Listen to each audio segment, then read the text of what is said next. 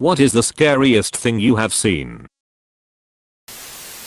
Was a dog walker. Opened the door to my most frequent client hanging by a slip lead she had gotten from me. She had been dead for 2 days. That shit fucked me up for a long time. It's unbelievably scarring to see someone dead. Not like someone lying in a casket dead where you're already mentally aware that the person has passed, but coming up on someone who has died and you're not expecting it. My best friend passed in a motorcycle accident when I was 22. Went to the morgue to get details and confirm it was him. I was not ready for that. That image is burnt into my eyes.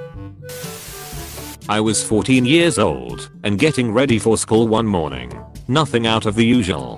Whenever I went downstairs to my kitchen, I found my dad slumped on the kitchen floor. I yell. He doesn't respond. I start shaking him for a minute and still nothing. I go to get my mom. She comes out and also yells, as she was preparing to call 911. He finally gets up. Luckily for us, he had recently started a new medication that made him extremely tired. Apparently he fell asleep while making coffee. He is still with us to this day, but that memory always scares me. Happened the same 4 months ago, but I'm 22 and he fell right in front of my eyes. Had the same reaction. He's good now, he just had a very big cramp that led him to lose conscious. But the panic and seeing my dad, that big solid man in my eyes laying on the floor completely vulnerable, is one of the most painful memory I have to this day. I can't wait to traumatize my kids with how deep of a sleeper I am. Dad's asleep. Let's take the car. The inside of a green sedan car when a guy tried to kidnap me when I was 18. He had the door opened and tried to push me inside several times. I remember thinking, if he gets me inside I'm dead, so I put the heel of my shoe at the bottom of the door, one hand on TG roof, and pushed against the car with all my strength while crying. I bit, scratch and hit, but I'm thin, and he was a muscular young guy, so the inside of that car is the scariest thing ever. I'm so glad you got away, and I'm so sorry that happened to you.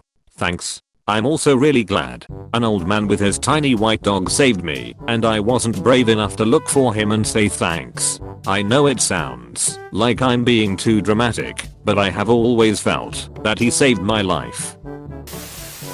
Literally hundreds of flying termites in my room. I remember cleaning out our old garage and I leaned a broom precariously against something. It slipped and tapped the wall. For the next 10 minutes we saw a steady stream of termites coming out of a few small holes in the wall. They filled the air after a bit, and we had to bolt out or start breathing them. 0/10 fuck that shit. I had a similar experience in Fiji, just not with termites. We, 6 of us, spent 2 glorious weeks staying at a friend's timeshare on the beautiful island of Malalo. On the trip home to NZ we had to overnight at a motel in Nandi. I can't remember the name of the place. Ominous. We were in the lobby booking in. There were flying cockroaches. 5 to 6 centimeters, 2 inches, zooming around our heads. Lizards all over the walls eating them. We were allocated our rooms, so off we all went to freshen up. Have a couple of cold drinks. One of the girls thought she'd have a nap. It's very humid in Nandi in September. Hard to get cool. So she had a quick shower, dried off, put on some clean clothes, pulled back the top sheet of the bed, and screamed like she was being attacked. In the king bed under the top sheet the entire bed was a seething, boiling mass of the cockroaches from the lobby.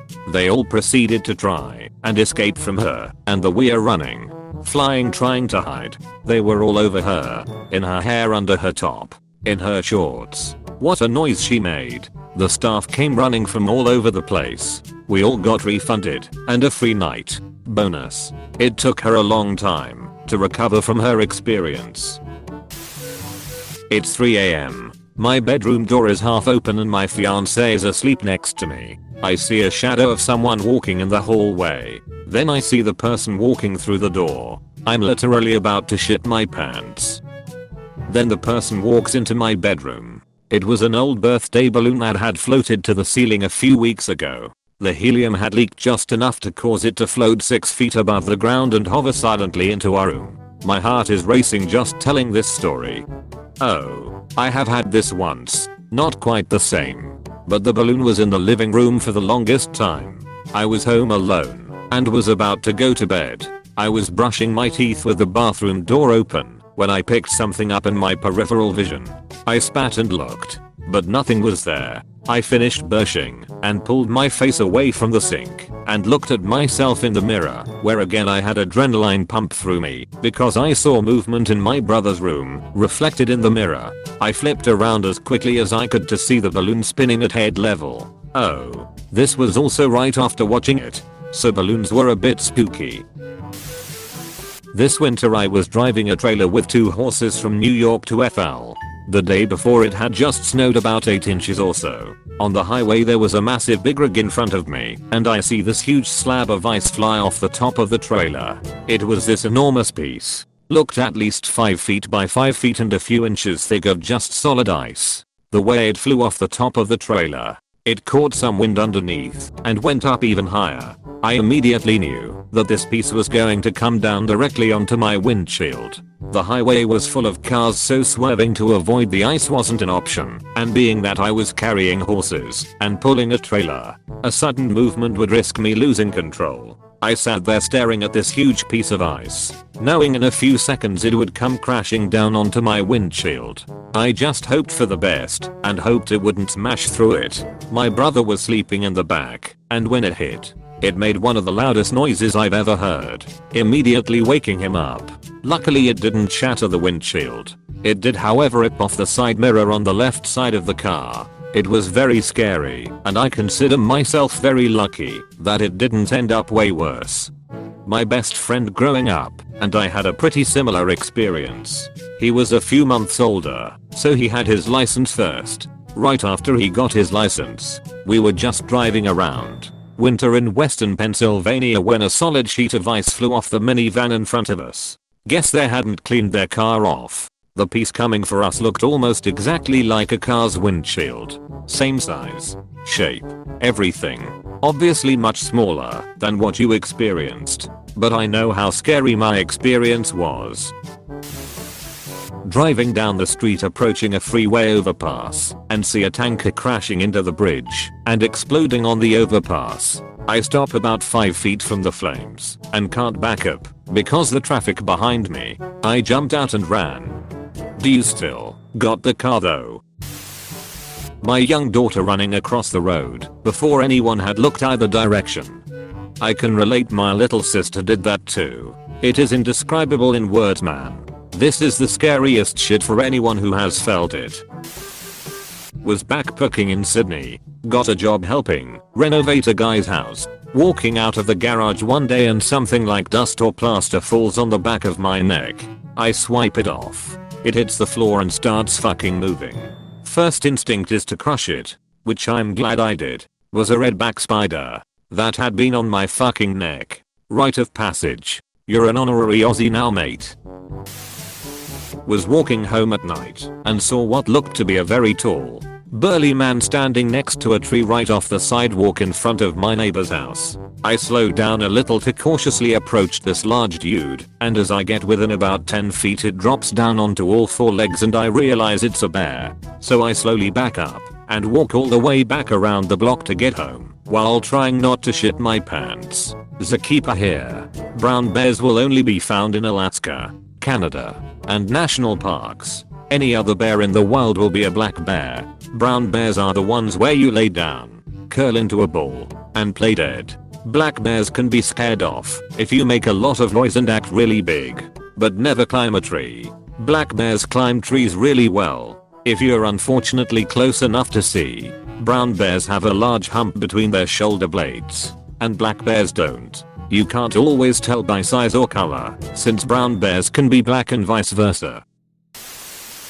Maybe 8 or 9 years ago I went on a late night bike ride to Niagara Falls from my house in the neighboring town. It was kind of spooky fun going there at 1 AM with no one around. But that's not the scary part. Heading home around 2 AM, I had to pass underneath the bridge leading back to Grand Island, where I lived at the time. Just on the other side of the dark underpass were 3 naked dudes throwing a rope up in a tree. One had a torch, like an honest to goodness Indiana Jones torch. They all just kind of looked at me as I rolled past. I noped out pretty fast to get home. I had to sort of loop around from the bike path and double back to get onto the bridge. As I was climbing up the bridge, I chanced to look down on the scene I'd just passed. All 3 guys were just staring silently up at me. It was another big nope. I saw a young teenage girl sit on the edge of a 9-story building's roof contemplating suicide. Me and my work partner were on the ground watching a negotiator working with her to talk her down. I'm getting anxious just remembering it. She was talked off the ledge and brought to the hospital. Didn't jump. Close bracket. Warning, this is disturbing. This still haunts me to this day. Me and a buddy of mine went down this trail on our dirt bikes. We just got off the trail and headed back down the twisty road. We were having fun around the corners until we saw a cyclist walking down the road. At least that's what we assumed, that he is judging from his gear. Me and my buddy both felt bad for the poor sap, since we thought some punk stole his bicycle from him or something. So we pulled off to the side of the road. I noticed that his left thigh is bleeding profusely, as we could see a big gash and could almost see the bone. We told him to sit down, and I took out my extra shirt from my backpack and wrapped it around his thigh while my buddy called for an ambulance. I kept asking the dude's name, but he wasn't talking properly, so I just assumed that he is in a lot of pain and is going through shock. I had first aid training, so I keep asking him what was his name. He never answered, since the whole time I was talking to him, he was looking straight along the road. 5 minutes later he told me to go check on his brother. I was wondering who he was referring to, since he was the only cyclist we found. So I told him, "What's his number? Let me call him for you." He looked at me dead in the eyes and said he went down the ravine. Out of panic I stood up and looked around. Sure enough, about 10 feet away I saw 2 broken bicycles that crashed on the metal barrier. I rushed to the scene and looked below the ravine, and there I saw a man, mangled beyond recognition. His spine was twisted to the left and his head twisted to the right. His eyes fixed on mine as I hear him whisper help, and his eyes rolled onto the top of his eyelids. Ambulance arrived. The guy on the ravine died, while the brother who had a broken leg survived. I never forgot their faces. To this day on, I always tell myself that all of that was just a dream. My buddy still has those pictures taken from his GoPro camera. This happened just a year ago. I had just finished watching Insidious. My son, who was around 6 at the time, was asleep in his room. I could see his room and him/head bed out of the corner of my eye from the couch I was sitting on. I was talking to my best friend on the phone and I see movement. I stopped talking, turn my head to the side to see him. He slowly sat up in his bed and slowly turned his head to face me. Just his head. His eyes were closed. It was especially terrifying because the entire movie I was thinking about how it weirdly was like my son. He had an unexplained coma for 12 hours, had night terrors and sleepwalking. He talked a lot about monster vision, and at one point had an imaginary friend with no face that told him to hurt me. He's normal now and has, to my knowledge, not murdered anyone.